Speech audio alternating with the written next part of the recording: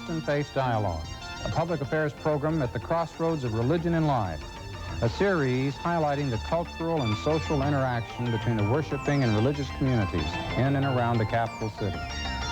Austin Faith Dialogue is brought to you by the Austin Metropolitan Ministries in cooperation with KTVC. Join us now in Austin Faith Dialogue. It's a well-known fact that the Bible is the best-selling book from one year to the next. What's not so well known is that the religious bookstores constitute an important place in the market, both in Austin and elsewhere. Hello, I'm Richard Thompson, pastor of Central Presbyterian Church, and your host for this edition of Austin Faith Dialogue. And today we're privileged to have two persons who will be able to tell us just how widely the religious story is being distributed in published form. Our guests include Pat Schaefer of the Ark Christian Bookstore here in Austin, and Hal Kildall, the sales representative for an 11-state area for Augsburg Fortress Publishers. And we welcome you both. Thank you. Thank you. And I'd like to jump on the Ark right away, Pat, since you have called your store that. Where did you get the name for that? Well, when we were thinking of names for stores, we just tried to be creative, and we thought we were so original, but there are a lot of Ark Christian bookstores across the United States. Yes. Does that indicate that the emphasis is on biblical materials there? Yeah, I guess, yes. You know, we just kind of thought Noah's Ark, and we always get a lot of jokes when it's raining hard. And yeah.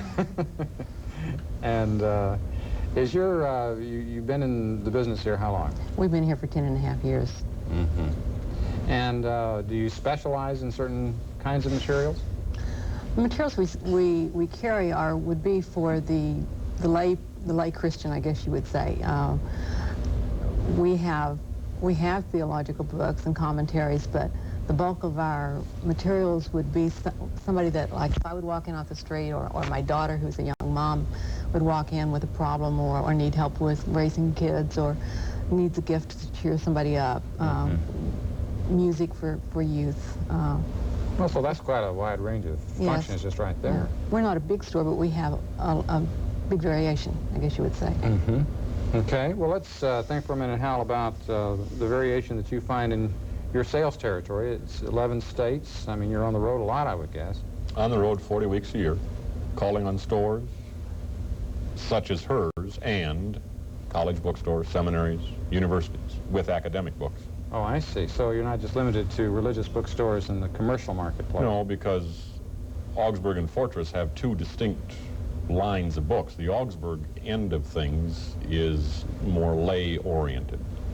Children, women, young adults, whereas Fortress Press is perhaps the leading religious academic publisher in the United States. Oh, is that right? Yeah. Mm-hmm. Now, this is Augsburg Fortress brings to mind Martin Luther. I mean, I would guess it. You don't disclaim that Lutheran connection? No, Augsburg Fortress is owned by the Lutheran Church, but the books are not in the main Lutheran theology. They are Christian, and they reflect a certainly liturgical heritage, with some of them being obviously Lutheran. If you're owned by the Lutheran Church, you have to do some distinctly denominational publishing. But many of our books go in Catholic bookstores, they go in charismatic bookstores. I see. And you would sell some books to secular stores as well? Like some secular stores.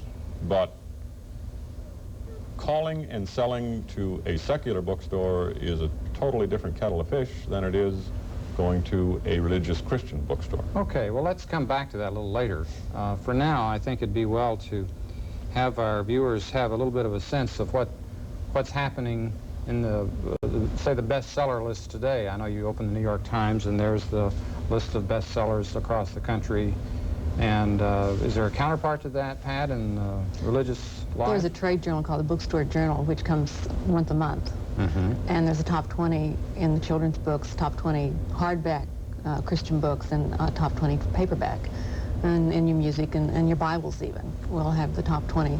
And these are compiled from actual sales from Christian bookstores the previous month. I see. Now, I understand you brought us the bestseller right now? Well, it's on the top 20. Okay. Do you want to go children's or? Well, let's take the adult first. Okay. This has been on the top 20 since before Christmas. It was written by a pastor out of Dallas named Bob George. Okay, it's called Classic Christianity. Classic Christianity. All right. And the main theme of the book is grace, that there's nothing you can do to earn God's forgiveness and his love. It's his gift to Well, now you. that sounds like Martin Luther. I mean, he's not Sure. a Lutheran. Well, No, he's not Lutheran. Nevertheless, I noticed your subtitle here. It says, "Life's too short to miss the real thing." And so, is there an emphasis there upon, like, seizing the moment or taking advantage of... I think it's just to seize that God loves you and that he's going, you know, that once you accept that love, that he is going to, you're going to keep it, but it's up to you to accept it and to live it. But when people come in to ask for that, they could ask for any number of books that would have that same theme. What is there specifically about this that you think makes it attractive? I think it's because of the simplicity of it. I see. It's written in a language that I could understand, excuse me, that, you know, just a layperson can understand. Sure. Nothing heavily academic or theological. Do you find that that's the same kind of interest people have when they're coming into the bookstores that you serve? That Well, looking for something as simple and direct? the buyer, in Yes. this case Pat, Yes. in 85% of the places that I go, want easily understood, quality, lay-oriented books, to put a long handle on it. Now, the minute I start talking about the demonic and the divine, which is a very popular fortress academic book, people in Pat's shoes simply cannot sell that book in their store because they have no demand. What books do sell well in your store? Just give us a title that you could... Oh, good grief. There isn't a religious Christian bookstore in this country that doesn't carry Good Grief. Okay. It's 64 pages long. It was originally a series of sermons dealing with grief. Who wrote it? Granger Westberg, and we have sold, I'm sure we've sold 2 million copies of that book. Okay, well, that's big business. And That's big business. as a pastor, I know that I have found that it's been a book useful to me in regard to people not only grieving at the time of death, but that grief as a process of losing in all kinds of ways all the time. That it gives the stages. And is this what you find people? Well, that's what they're selling looking them for. And that's what she's selling them for people who are looking. Get me through this. Help me somehow understand this. No one else has done a better job. Okay. No, I don't know what percentage of books that we sell that the person actually takes home and read, but I know a big percentage of the books we sell are for them to give to somebody. Oh, Now, I see. have a friend who's hurting. What can I give her? Books like that. You would be surprised to how many dollars are spent on books. To give to give a away. friend or someone else in the family that is in need. Right. You said her. That's Is there a because- bias here in terms of... No, we welcome men in our store. My husband's delighted to see a man come in. but are most, but most my of your customers are women? Most of our customers are young homemakers or business women with a home and probably children, probably from the ages 25 to 45. And that's who darkens our door most of the Does time. that square with your market patterns elsewhere? Oh, I think that you have to remember that in this industry, if we're reaching, as an industry, 10% of the viable market, of the 10%, I would guess that 90, even close to 95% of the buying is done by women. They are the ones who are supporting, in the main, the Christian bookstore industry. And they look for everything under the sun, from a cookbook to a grief book to an alcoholic help me book to Sunday school curriculum to bulletin board helps to I need 150 bulletins for Sunday to Vacation Bible School. But it is primarily women who are doing the buying as the end consumer, and I would even go so far as to say that 60% of the stores that I call on are owned or certainly run by women. Okay. Well, I'd like to just fix on two statistics you just mentioned. Would you quickly. agree? You were saying Yes, that yes, I do. you agree that that's the pattern of mostly women. Yes. Yeah. And would you agree, too, that the other statistic that he mentioned, in addition to that 95% of the buyers may be women, and but it's about 10% of the population. That's right. Yes, that's what I've read. I have no way of knowing. I Right. don't go out on the street and count them, but that's what I've read. I think there's a way that you can back that up, and if you look at a Christian bookstore, I don't care which one you want to look at, whether it's in Wichita or Austin or Minneapolis. Nobody makes any money in this industry. You don't get rich in this industry. And if we were moving an equal number of books as a secular bookstore moves in a given year, there'd be a lot more money to be made. Okay, well, then the question is, why isn't there any more demand than there is? Is it people don't even stop to think that there's such a thing as a religious bookstore? I think It's that's just one thing. A new concept for a lot of people, that the word hasn't gotten out, that we've got places like Augsburg and Ark, or is it, do they know about it and are indifferent to it? I mean, anything that you can tell us to shed light on this? Go ahead, Pat. Word You turn know out? this stuff. Well, not that I know it, but before we opened the store, which was, I want to say an accident, but it wasn't. I know it was God's design for our life. I had only been in a Christian bookstore 3 or 4 times. The first Bibles I bought my kids were at a drugstore. Okay. Christian bookstore was just not programmed in my mind, and I really believe that that's true of the majority of the Christian population. Now, before I started selling them, and I've been doing it 17 years, the only religious bookstore I ever entered was the seminary bookstore.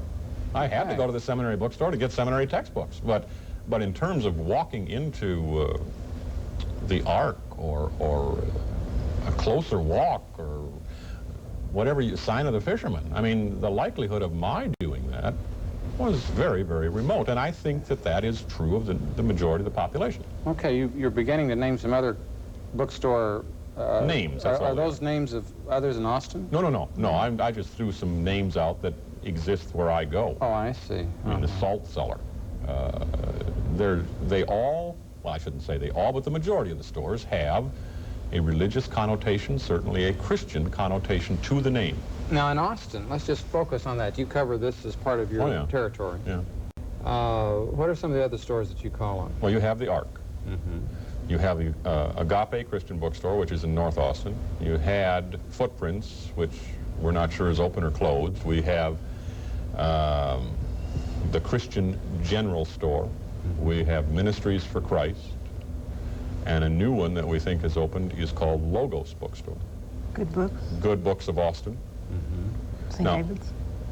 If they're still open. Yes, St. David's has a... They have had one, but... In their parish building. And, and I know they're a Catholic bookstore. Yeah, Emmaus Catholic Bookstore. So we've got 6 or 7 in the city of Austin. All right. I think it's good to kind of get a survey of just, how many are in our metropolitan area. And I think also to get a sense of the pattern, you have Augsburg Fortress, Lutheran, what you might call mainline. Yeah, publishers. mainline. And then I notice in the book that you were showing here, Harvest, is a evangelical publisher. And so that there would be that division between the evangelical, more conservative theological publishers and those that are more of the traditional. Yeah, that's true. And I guess the question is whether, in terms of the children's books, I'd like to have you share with the viewers a couple of these, just because I think that, as you say, a lot of the folks that come in are looking for something for their kids. For their kids, for their grandkids. Yes. That's a big market for the grandkids. Even for a baby present. Okay. You'd be surprised how many people give a simple Bible story book instead of a little outfit. But children's books are as varied as your adult books. This little book here is my grandson's favorite series, Christopher Church Mouse.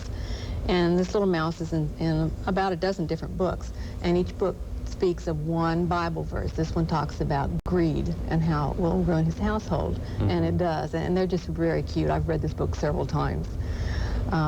This book, Francis Hook picture book, is all Bible stories, starting at Genesis and goes all the way. I don't think there's anything about Revelation in here, but the pictures are great, and the stories are short, so the children will not lose interest before you get done with the I see. story. In other words, it kind of gives a kind of a chronological sequence to Correct. it, so that if someone is looking to introduce a child to the main stories of the Bible, that they is on their level. Right. Just start at the beginning and go right on through, and you will have it in order.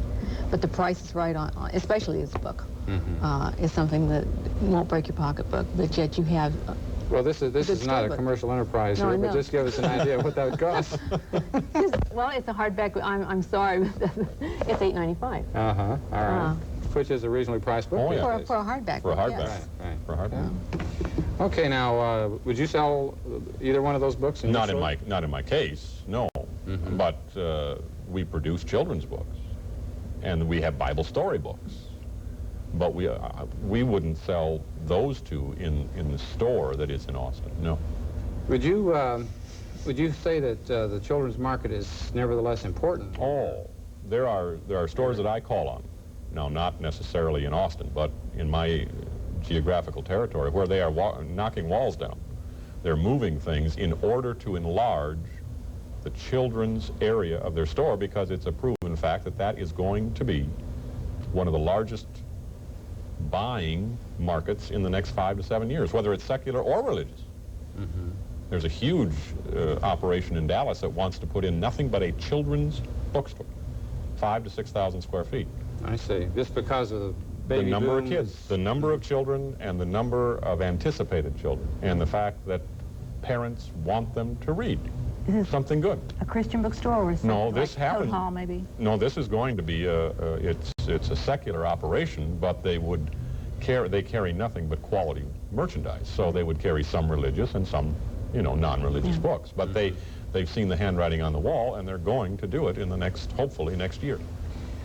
In terms of what is in demand in the stores that you serve that have to do with children's literature, does anything come to mind that would be comparable to this?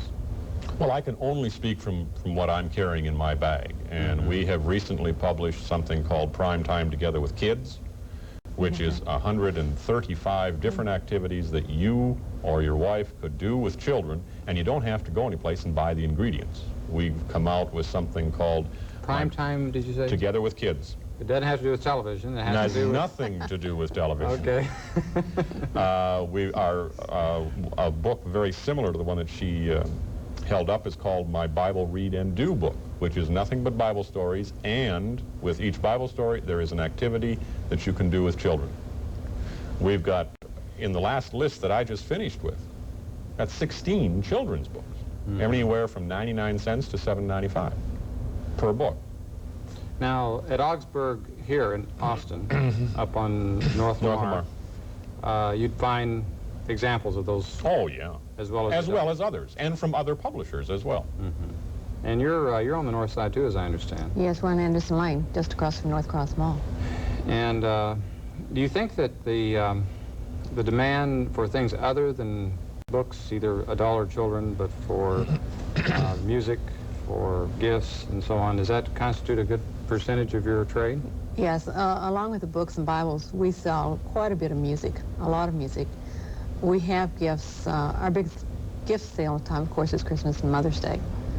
But we have them all year, plaques, everything from scripture verses. Everything we have is Christian now.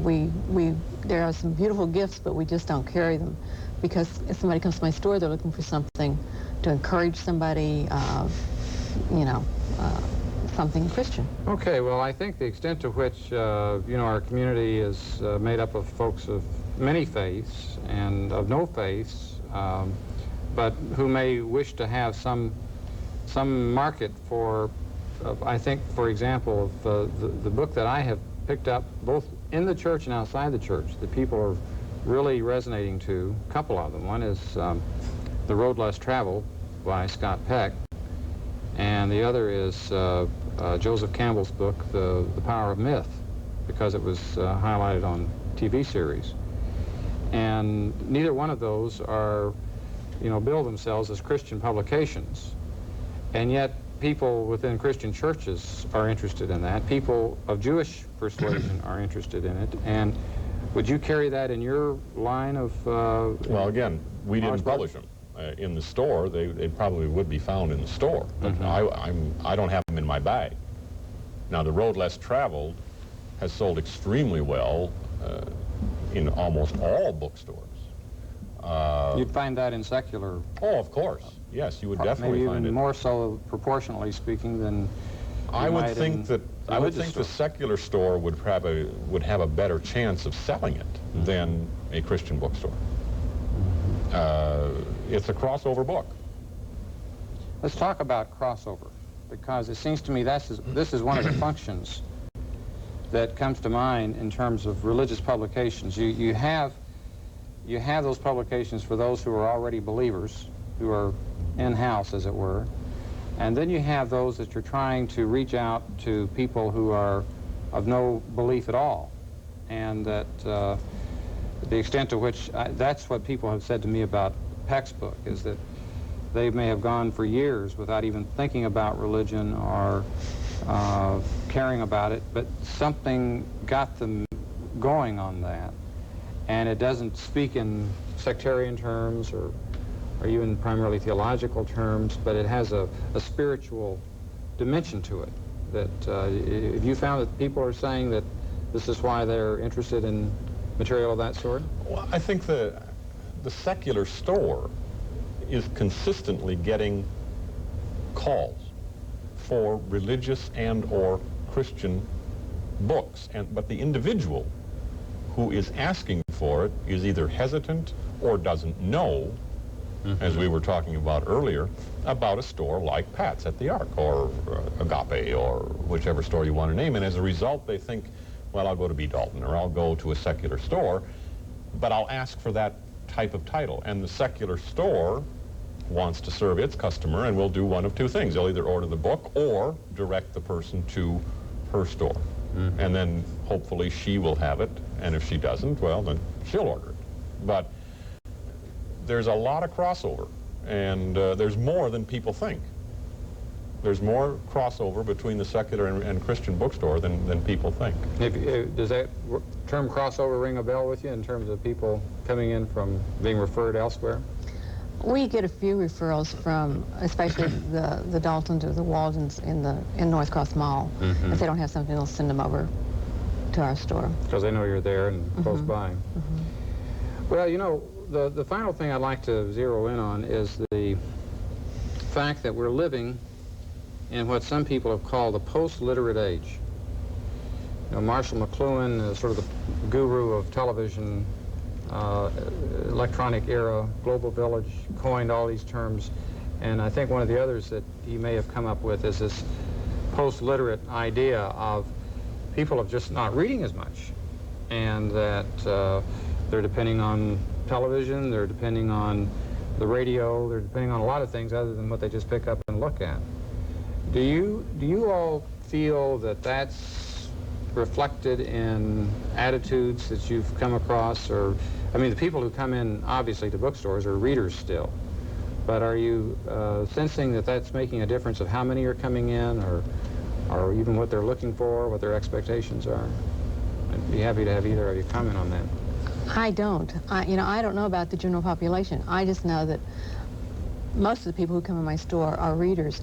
But when you said that it rang some bells, they are doing what they call a lot of audio books, which are books on tape. Oh, I see. Just an awfully lot of audio books for the man who's in the car all the time, traveling, sitting at the red light, waiting, just doesn't like to read. We sell a lot of audio books. Well, that's a new developing segment of your market. Now, we're selling all kinds of books. I mean, I'm selling books to the same people I've been selling books for 17 years. And they're still buying books, so they must be selling the books. And I'm not saying people aren't not reading. I think you're right. I think we're reading less and less, but maybe in our industry, they are better readers maybe than in the secular industry. I don't know that, but that's a guess. the religious population may have more of a literary orientation. I think that's possible. That Christianity, Judaism, Islam, the religions of the book. So that it could be that that has a reinforcing effect as far as booksellers are concerned. Possibility. And is what I started out with, the idea that the Bible is the best-selling book in the country year after year, still holding true, as you all Well, you know that, Pat. are finding out? Is it, you sell more Yes, Bibles but than anything? the trend to what translation has really changed over the last 10 years. Just recently, I think in the last few years, King James is on top, and probably 9 out of 10 Bibles we sell is the New International Version. I see.